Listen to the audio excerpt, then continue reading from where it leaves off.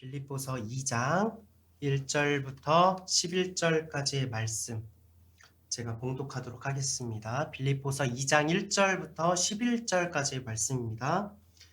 그러므로 그리스도 안에 무슨 권면이나 사랑의 무슨 위로나 성령의 무슨 교제나 긍휼이나 자비가 있거든 마음을 같이하여 같은 사랑을 가지고 뜻을 합하여 한 마음을 품어 아무 일에든지 다툼이나 허영으로 하지 말고 오직 겸손한 마음으로 각각 자기보다 남을 낮게 여기고 각각 자기 일을 돌볼 뿐더러 또한 각각 다른 사람들의 일을 돌보아 나의 기쁨을 충만하게 하라.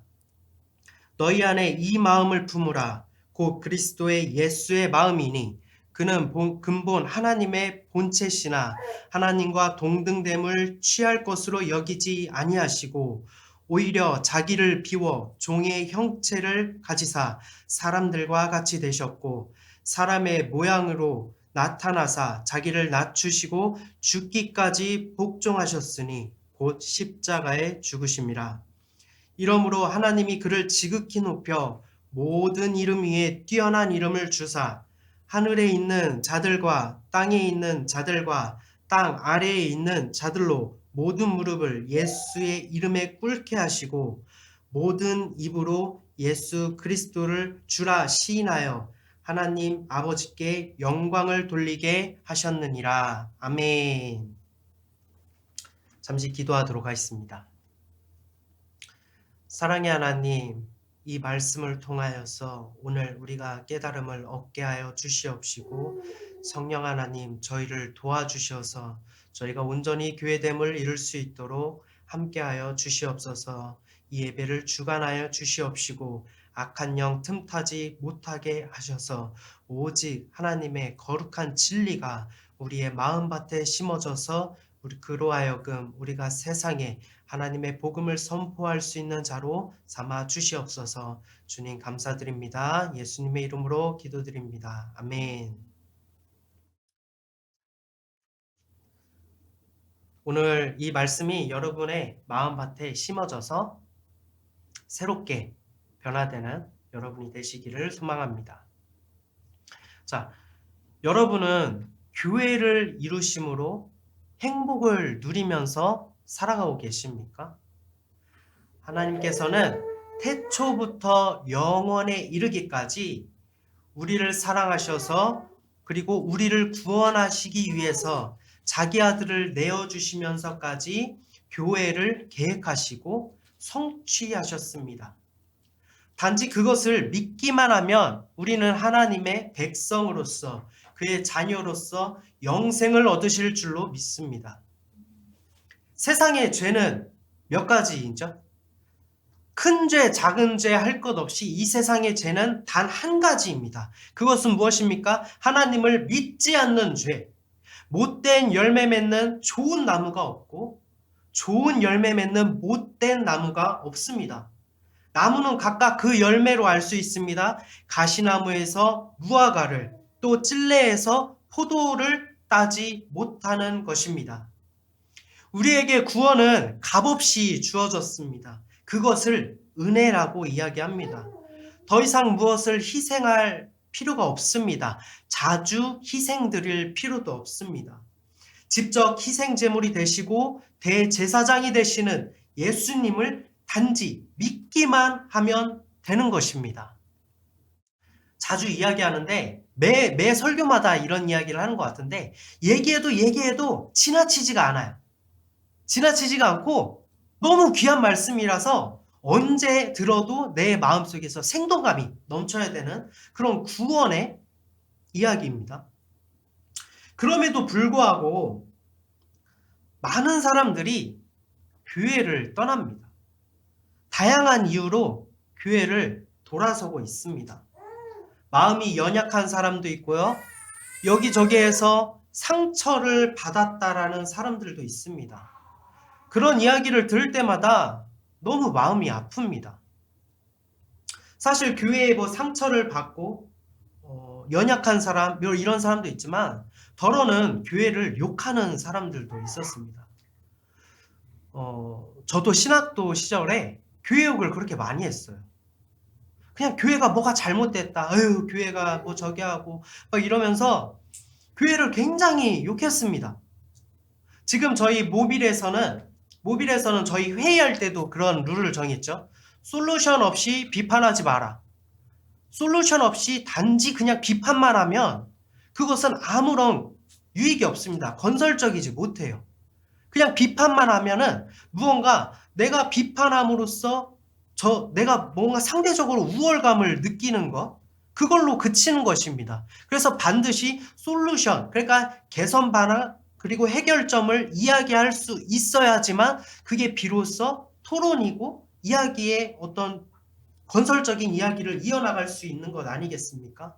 그런데 계속 저는 교회 욕을 했었어요. 저뿐만이 아니죠. 뭐 신학교에 있는 많은 학생들이 그냥 다 같이 밤만 되면 자기 전에 한국교회가 잘못했어. 한국교회가 이래서 문제야 하면서 한숨을 푹푹 쉬면서 그러다 잠들고 이랬던 적이 너무 많죠. 신학교뿐이겠습니까? 그냥 뭐 교회에서 교제, 뭐 목장 모임이나 이런 교제할 때, 그 다음에 사람들과 만나서 크리스찬이 아닌 사람들과도 같이 이야기를 하면서 교회 욕을 막 그렇게 하기도 했죠.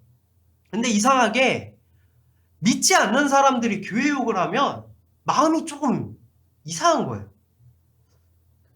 그 사람들 이야기가 틀린 이야기가 아니거든요. 근데 교회의 문제를 적나라하게 지적을 하면 아무 말을 할 수가 없었습니다. 근데 마음이 뭔가 조금 불편한 것을 느낍니다. 여러분도 그런 적이 있으실 거예요. 믿는 사람이 돌이키는 경우도 있습니다.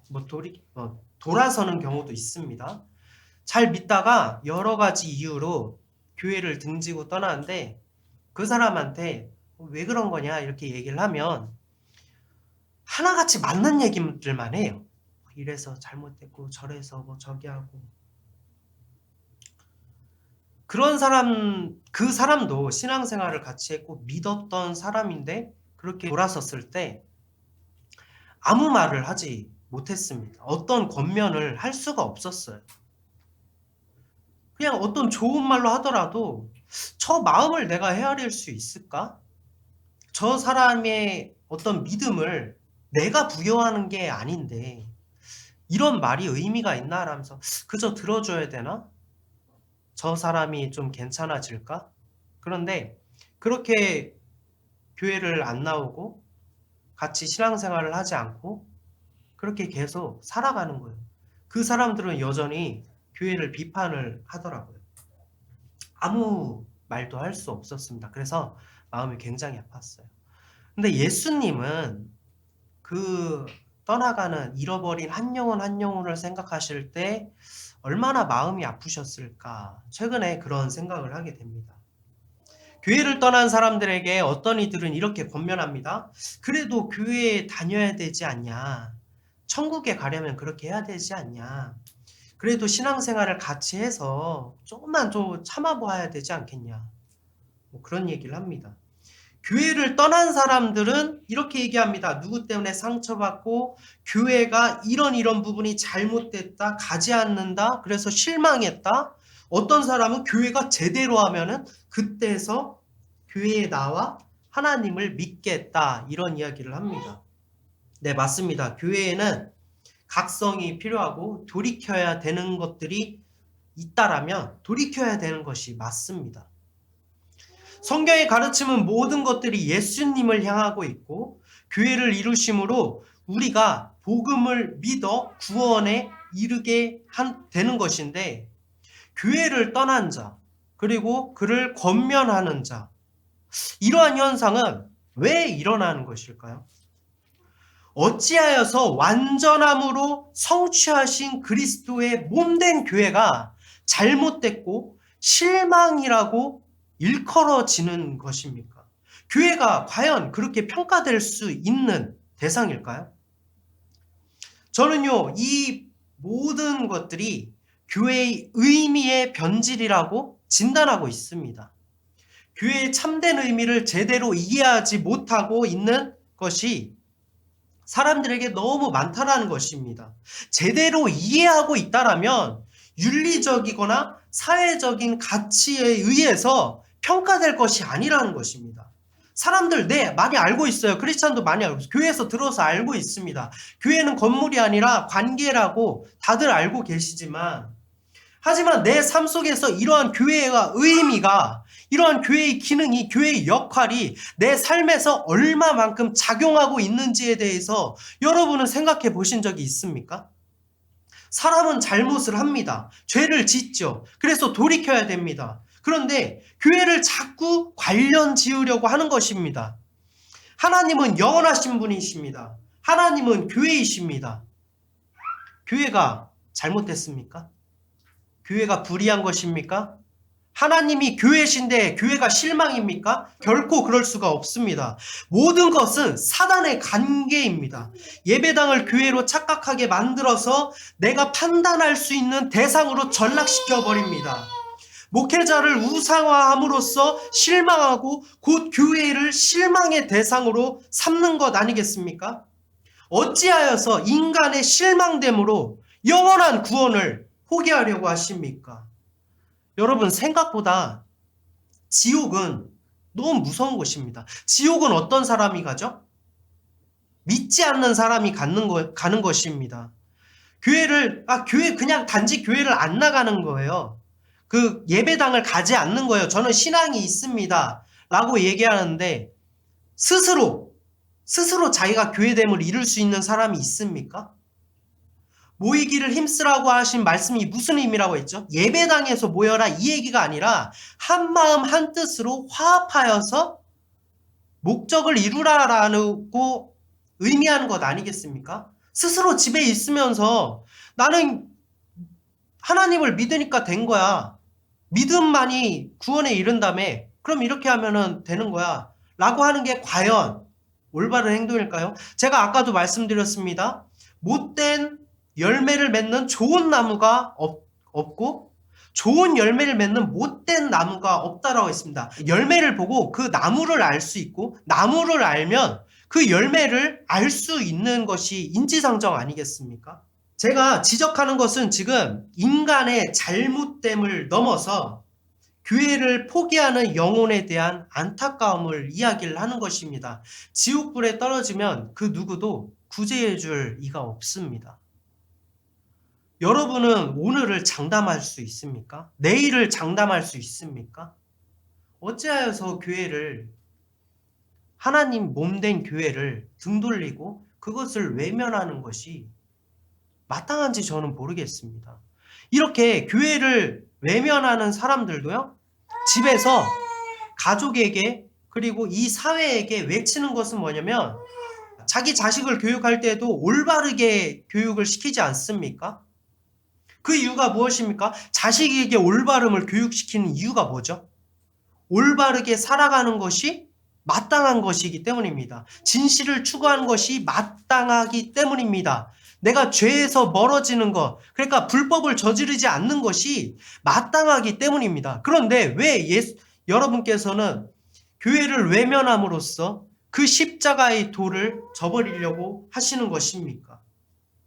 이 세상의 죄는 단 한 가지라고 제가 말씀드렸습니다. 어떤 형태로든지 하나님과 나를 멀어지게 하는 것은 죄입니다. 여러분이 정당하다고 느끼는 것, 여러분이 합리적이라고 느끼는 것, 여러분이 모든 것이 옳다라고 느끼는 것이 하나님과 나를 멀어지게 한다면 그것은 과감하게 버려야 되는 죄인 줄로 믿습니다. 하나님의 영은 실망 가운데서도 기쁨으로 나아가게 하시는 분이십니다. 절망 가운데서도 희망을 비추시는 분이십니다. 하나님의 성품은 그렇습니다. 그리스도의 몸된 교회를 몸으로 말씀하신 이유도 이러한 이유 때문입니다. 여러분의 손가락이 하나 아프다고 해서 지체 전체를 포기하는 사람이 있습니까? 병든 곳이 있다라고 하면 치료하는 것이 당연한 일인데 그 병든 곳은 이제 나는 불필요해 라면서 잘라내려는 사람도 없습니다. 로봇가 아니죠. 병이 들었으면 고쳐야 되는 게 당연한 것이니까요. 소중한 것이니까요. 내가 너무 당연하게 사용하고 있지만 하나하나가 다 소중한 것 아니겠습니까? 몸이 아프다고 내 자신 자체를 부정하는 사람도 없습니다. 하물며 우리도 이런데 값없이 주어진 은혜로 얻은 구원과 교회를 왜 포기하려고 하십니까? 자꾸 제가 말씀드리죠. 왜 포기하려고 하십니까? 왜 포기하려고 하십니까? 여러분은 언제부터 모든 것들을 판단할 수 있는 재판관이 되셨습니까?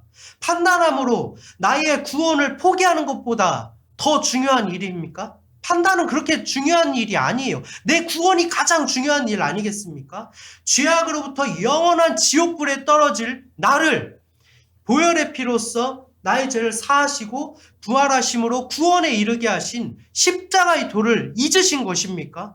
더 이상 무엇이 필요합니까? 무엇으로 우리는 만족스럽게 할 수 있겠습니까? 모든 지킬 만한 것보다 더욱 내 마음을 지키라. 생명의 근원이 이에서 남이라. 잠언 4장 23절에서 말씀하고 계십니다. 우리 모두는 한 마음 한 뜻이 되어야 됩니다. 오늘 말씀도 교회와 무슨 상관이야 라고 생각할 수 있겠지만 우리가 어떤 마음을 품어야 되냐, 이것이 중요하다라고 생각을 합니다. 교회를 떠난 자를 권면하는 사람, 떠난 사람, 그 사람이 모두가 한 마음 한 뜻으로 한 가지 생각을 해야 됩니다. 그 말씀이 무엇입니까? 너희 안에 이 마음을 품으라. 곧 그리스도의 예수의 마음이니 그는 근본 하나님의 본체시나 하나님과 동등됨을 취할 것으로 여기지 아니하시고 오히려 자기를 비워서 종의 형체를 가지사 사람들과 같이 되셨고 사람의 모양으로 나타나사 자기를 낮추시고 죽기까지 복종하셨으니 곧 십자가에 죽으심이라. 이러므로 하나님이 그를 지극히 높여서 모든 이름 위에 뛰어난 이름을 주사 하늘에 있는 자들과 땅에 있는 자들과 땅 아래에 있는 자들로 모든 무릎을 예수의 이름에 꿇게 하시고 모든 입으로 예수 그리스도를 주라 시인하여 하나님께 영광을 돌리게 하셨느니라. 이 마음을 우리가 마음에 갖고 있어야 된다는 것입니다. 이것으로 지켜야 되는 것입니다. 모든 지킬 만한 것보다 더욱 이 마음을 지키라. 더욱 내 마음을 지키라. 생명의 근원이 이에서 남이니라. 무엇을 지켜야 될까요? 내가 세상을 판단하는 것을 지켜야 되는 건 아니라 내 스스로 정의롭다고 여겨서 그 정의로움을 지키는 것이 아니라 죄인이 어떻게 하나님을 수호할 수 있겠습니까? 내가 하나님을 지킨다고 해서 하나님이 드높여지는 것입니까? 내가 하나님을 버린다고 해서 하나님의 격이 떨어지나요? 결코 그럴 수 없습니다. 지존하신 하나님을 바라보십시오. 영원 무궁하신 하나님께서 나를 바라보심으로 나를 구하시기 위해서 태초부터 영원까지 이루신 그 계획과 성취를 마음밭에 심어서 돌이키시는 여러분이 되시길 바랍니다. 이것은 교회를 떠난 영혼들에 대한 외침입니다. 이 마음을 절대적으로 마음에 품어서 그 어떤 상황과 역경과 고난이 오더라도 절대로 포기하지 마시기 바랍니다. 우리 마음속에 불의와 좌절과 실망과 낙심과 그 어떤 형태로든지 하나님과 나를 멀어지게 하는 것들이 있다라면 과감하게 버리시는 여러분 되시길 바랍니다. 우리를 사랑하실 때 끝까지 사랑하신 예수님의 마음, 그 이루신 교회를 마음에 품어서 결코 흔들리지 않는 믿음을 위해서 구하시는 성도들이 되시기를 바랍니다. 잠시 기도하는 시간 갖도록 하겠습니다.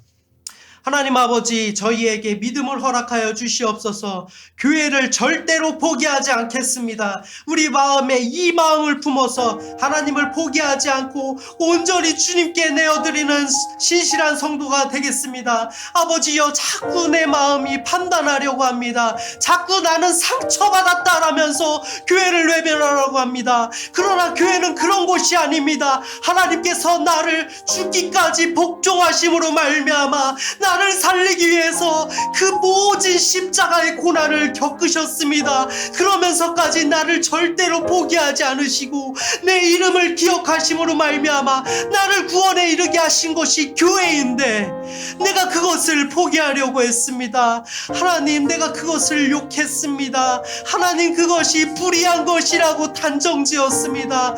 아버지시여, 나를 용서해 주시옵시고 내 마음에 다시 한번 교회의 의미를 타오르게 하셔서 그것들로 내 삶의 원동력이 될 수 있도록 아버지시여 이끌어 주시옵소서. 내 마음에 교회가 회복되게 하여 주시옵소서. 지체로서 자기의 역할을 감당할 수 있도록 아버지시여 나에게 능력을 베풀어 주시옵시고 서로 사랑하는 그 마음을 저희에게 허락하여 주시옵소서.